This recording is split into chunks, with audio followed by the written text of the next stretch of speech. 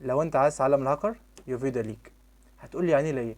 هقول لك يعني انت مثلا لو اول ما تتفرج على اي فيلم بيتكلم عن الهاكر، زي فيلم مثلا الهرم الرابع، او زي فيلم الاجنبي اللي هو مستر روبوت، اول ما تتفرج على الفيلم ده تدخل على جوجل على طول، تكتب مؤشر بحث عايز طريقه تعليم الهاكر، وتلاقي بقى كلام ومواضيع كتير عن الهاكر وكلام زي كده، وفي الاخر برضه ما تعلمش اي حاجه.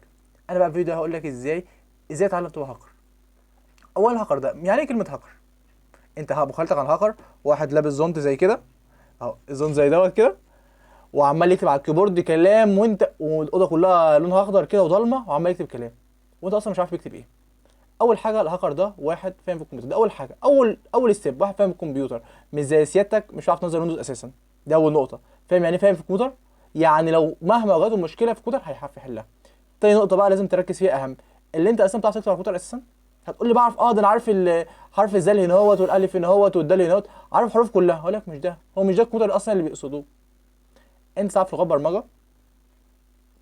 هتقول لي لا. قلت لك طب ازاي هتعلم تبقى هاكر؟ اول خطوه عشان تتعلم هاكر لازم تكون عارف لغات برمجه، او ثاني خطوه لازم تكون عارف لغات برمجه. تعرفش لغات برمجه هتكون هاكر ازاي؟ مهما عملت، مهما دورت على جوجل، او اي حاجه، مثلا حاجه يقول لك طريقه اختراق الفيسبوك، دي اسهل حاجه تدور عليها. طريقه اختراق الفيسبوك مش ليها حاجه، مش هتعرف تعلمها، مش هتوصل لها. انت عايز مخيلتك انت، اللي انت اصلا ما تعرفش لغه البرمجه حتى، ما تعرفش اسمائها، هتعرف تخترق زي سيستم مثلا، سيستم سكيورتي بتاع مثلا شركه جافا، او قصدي ميتا، شركه ميتا، او شركه جوجل، او اي شركه تعرف تخترقها وانت اصلا ما تعرفش مبادئ لغات البرمجه حتى؟ تعرف تخترقها؟ مش هتعرف تعملها. عشان تبدا هاكر لازم اول حاجه تتعلم لغات البرمجه. اول حاجه لازم تتقن لغات البرمجه.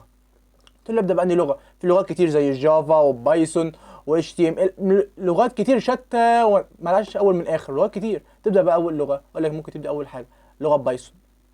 بايثون سهله جدا ولغه ذكاء اصطناعي واسهل ما تتخيل. لو بديت بلغه واحده هتلاقي كل لغات بتجر بعضيها. هتقول لي يعني ايه؟ هقول لك يعني مثلا اللي درس، الناس اللي درست فرنساوي ودرس انجليزي هتلاقي في تشابه شويه. يعني مثلا نقول مثلا 20% بين الفرنساوي والانجليزي. اللي الفرنساوي شبه الانجليزي شويه في بعض الكلمات وبعض الحاجات وبرده شكل الحروف. فلازم تتعلم المبادئ. اول حاجه تتعلم برمجه. مش هتوصل درجه هاكر دي الا مثلا قول بعد 10 سنين ولا حاجه ما تعلمها. عشان في ناس كتيره، يعني مثلا في كليه هندسه بتخرج كل سنه قد كام مهندس على مستوى الجمهوريه، او جامعه القاهره بتخرج كام مهندس في قسم مثلا كمبيوتر حاسب آلي.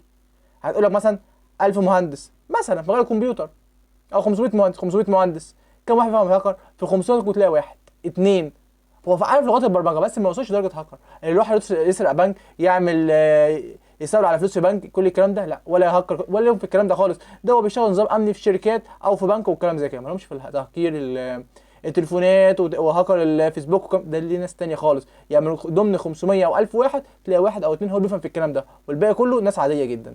فانت مش هتروح تتفرج على فيلم الهرم الرابع ولا اي فيلم كلام على هاكر وتكتب على جوجل طريقه تعليم الهاكر، عشان مش هتوصل لحاجه خالص.